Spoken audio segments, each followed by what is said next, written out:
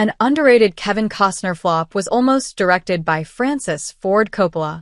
If you ask me to name the 10 most buzzed-about screenplays of my lifetime, i.e. scripts that were considered so brilliantly crafted that they seemed like can't-miss blockbusters and/or Oscar contenders, David Self's 13 Days would be near the top of my list. A suspenseful page-turner about the 1962 Cuban Missile Crisis, where President John F. Kennedy and his advisors won a nearly apocalyptic game of brinkmanship with the USSR over the latter's deployment of nuclear missiles in Cuba. It immediately captured the attention of A-list directors and movie stars.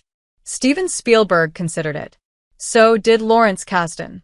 With Kevin Costner attached to produce and play the lead role of Kenneth O'Donnell, a special assistant to JFK, it soon became clear that a director with whom Costner was familiar would likely get the gig. It looked for a while that Phil Alden Robinson, who made film history with Costner via the dad movie classic Field of Dreams, might reunite with his cornfield baseball buddy, but creative differences kiboshed this.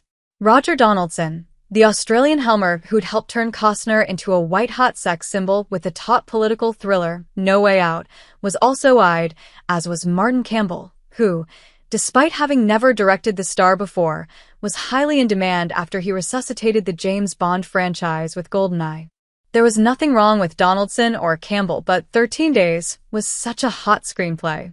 Surely, the film's producers could get an A-lister to direct one of the biggest stars in the world in a movie that could very well be a serious Oscar contender. So, Costner and Beacon Communications reached out to Francis Ford Coppola. Why did this not come to pass?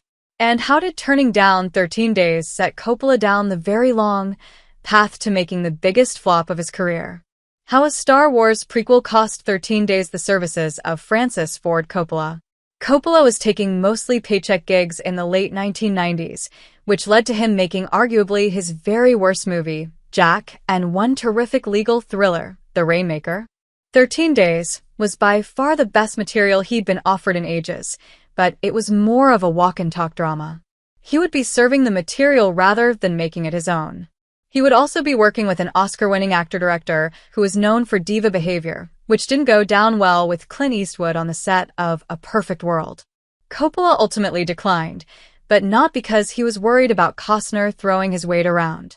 I mean, this might have been a concern, but the turning point was, per a 1999 report from Ain't It Cool News, which I can personally verify, an early screening of his pal George Lucas' Star Wars, Episode I, The Phantom Menace. Once he saw what Lucas was able to accomplish in terms of computer-generated world-building, he moved a project called Megalopolis onto the front burner. The time to make his brazen epic about a civilization on the brink was now, or so he thought. Costner and Beacon finally went with Donaldson, who delivered the B-plus version of what could have been an A movie in the right hands. Despite good reviews, the movie was completely ignored by the Academy Awards and, worse, grossed $67 million against an $80 million budget.